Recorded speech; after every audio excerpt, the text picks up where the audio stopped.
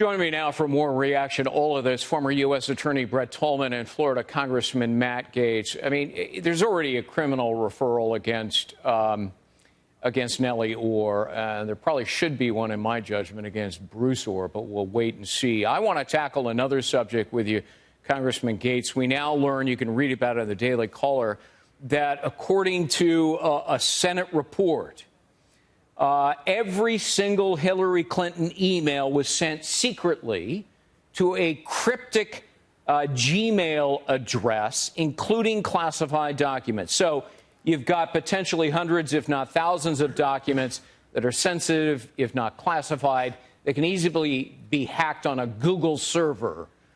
And an intelligence agent discovered it, notified Peter Strzok, who was, quote, disinterested and dismissive. Congressman, how can that be? The reason this is the case is because they all thought Hillary Clinton was going to win. Remember, Greg, the Trump-Russia allegations weren't the crime. They were the cover-up, because a lot of these folks at the FBI and Department of Justice thought that they would be retaliated against by a future President Hillary Clinton if they aggressively pursued the facts and applied the law when it related to her unlawful conduct with emails and sensitive and classified information. So the reason we're getting this drip by drip is because you had people at the FBI and Department of Justice who were paving a yellow brick road to exoneration for Hillary Clinton when they should have been doing their job. And that's because James Comey curated an environment at the FBI where they weren't really doing investigations. They were trying to shape public opinion. And when you see the bias that was so evident in the case of the people investigating Hillary Clinton, there's no excuse for the outcome that she wasn't forced to account for that bad conduct. You know, if you've got classified documents on a Google server, Brett, I mean, everybody's got it, including the Russians. And we now also know that the Chinese apparently hacked Hillary Clinton's classified documents. And once again, the FBI is notified of this, and they didn't care. Isn't that just the quintessential malfeasance of the FBI? Well, I know 100 agents and executives of the FBI that would have reacted differently than Peter Strzok did, and would have been, placed this at the top of their priority list. Bottom line on classified information, think about this, Greg. Taking any classified information and mishandling it. To summarize what our laws state, mishandling of classified information is a crime in this country.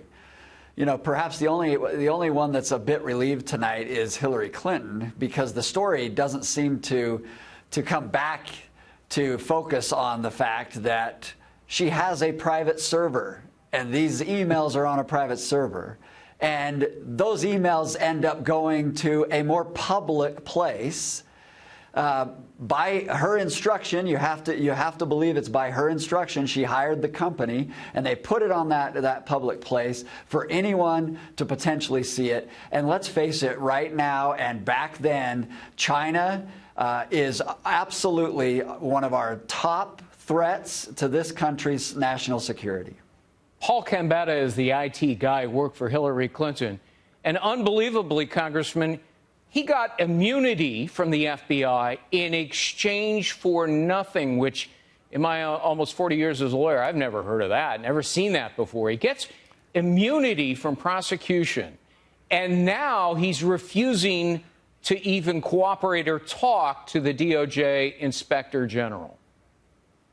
Well, when we in the Congress saw the immunity deals that were given not only in this instance, but to a variety of other Hillary Clinton associates, you wonder what was really bargained for. An immunity deal is an exchange for evidence that leads to a more high-profile or high-priority target that the government has in a particular case. But you saw blanket immunity deals given to people. That didn't create more of an incentive for them to give information. It created less of an incentive, as you're seeing right now. And I think that it was really drawn into critique by the Inspector General when he analyzed the bias that existed here and really the extent to which that bias could have impacted the outcome in the case. And Brett, I'll let you have the last word. I've only got about 30 seconds left, but this is as crooked as the day is long, isn't it?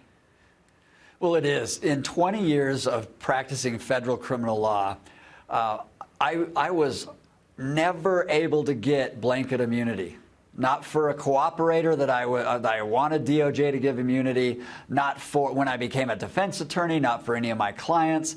They got limited immunity, and they always had to give something up that was substantial. What we have here is failure that's starting to percolate up at multiple levels, and it's just the beginning. Yeah, well, this was James Comey's FBI, the sanctimonious, vainglorious former FBI director. Gentlemen, thank you very much for being with us. Congressman Gaetz, Brett Tolman, thank you so much.